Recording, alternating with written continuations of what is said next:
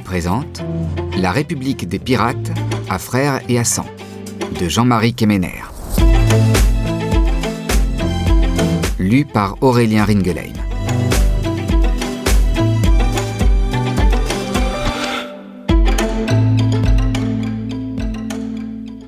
À ma mère, au sel de sa vie et à ses vagues à l'âme. Homme de fortune et gueux des mers. Que le vent et les vagues te mènent à la gloire ou à ta perte, mais toujours en homme libre. Anne Bonny à Jan Kervadec. Avertissement de l'auteur. Mes personnages ne m'en voudront pas. Je les ai piratés. Si j'ai respecté globalement la vie des grands pirates de Providence et certains épisodes de leur carrière, je me suis permis de prendre la chronologie à l'abordage, de privilégier mon histoire à l'histoire. Bref, j'ai hissé le pavillon noir sur les pages qui suivent tout en respectant le navire, Providence et sa République ont réellement existé, et ses œuvres vives, la vie des pirates et leurs règles ont été scrupuleusement suivies. Les gens de fortune ne m'en tiendront pas rigueur, que les historiens me fassent la grâce de m'accorder leur pardon.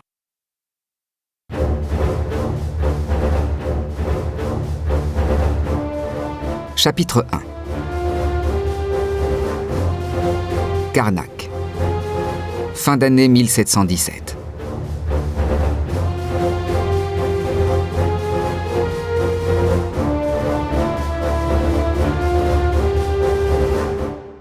La voix tombait dans les graves, alternait chuchotement et éclat, balançait entre français et breton. Elle trébuchait sur les pierres de l'église, glissait sous les vieux bancs en chêne des travées, polis par les ans et des générations de séants de Rombières, et revenait se nicher dans une alcôve, près de la chaire. J'en savais la mélodie par cœur. Le recteur de Karnak tenait confesse, avec une dame. Et si j'en croyais les vocalises développées par celui qui m'avait élevé, l'invité devait être au choix rétive ou très jolie. Peut-être les deux. Sans doute les deux. J'optais pour une élégante, farouche, juste ce qu'il convenait. L'une de celles que l'on avait vues débarquer de Rennes, chapeau éparpillé au vent d'ouest, pour un pèlerinage à Sainte-Anne-d'Auray et un détour pour admirer les champs de menhir, les dents de la lande, comme les appelait le père Gwenaël. Une autre attraction touristique de mon village, à voir le nombre de femmes qui venaient de Brest à Nantes pour lui rendre visite, lui narrer leurs histoires intimes, recevoir un réconfort spirituel et, le cas échéant, le pardon divin.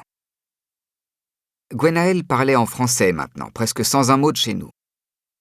Un signe, les digues de la bienséance et de la bonne éducation allaient céder. Les confidences se feraient bientôt moins spirituelles, dans un autre lieu. Juste derrière la sacristie, une toute petite pièce étrangement meublée d'un lit, de quelques ouvrages et de peu de chandelles. La sans crucifix sur le mur.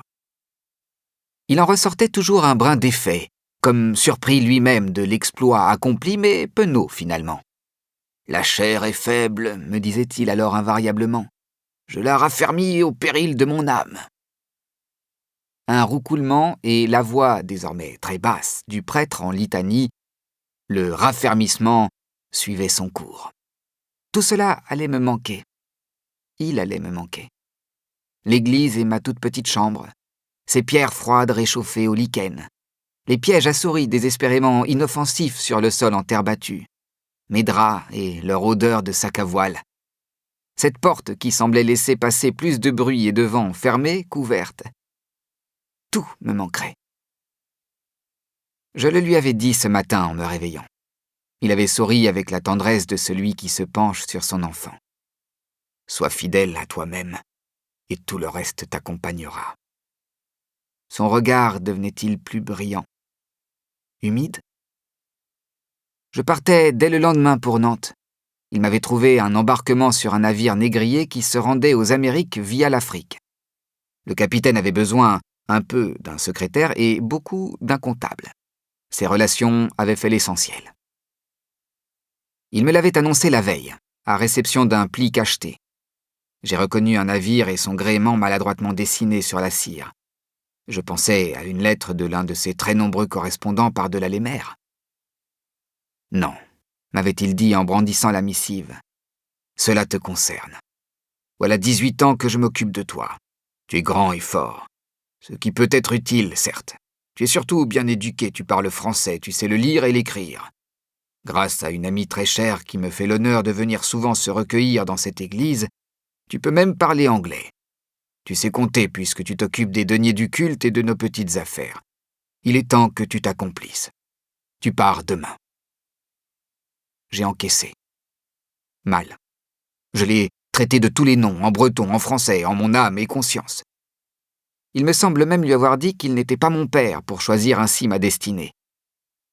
Je crois me souvenir d'avoir essuyé mes yeux mouillés par le vent, forcément par le vent, quand je suis sorti. Je ne l'ai jamais autant aimé qu'à ce moment-là. Je ne l'ai jamais autant haï. Je ne me souviens que de mes boutouquets, mes sabots en bois, sur le chemin de terre boueux, de la pluie à l'horizontale en alibi pour mon visage inondé. Le mur de pierre, les dalles fendillées et une tombe dont le granit gris prenait une teinte vert noir. J'ai dû machinalement passer la main sur les noms gravés sur la stèle rugueuse. Père Kervadec, Anne Kervadec. Nous espérons que vous avez apprécié cet aperçu. Pour continuer à écouter ce livre audio sur Google Play Livres, utilisez le lien dans la description de la vidéo.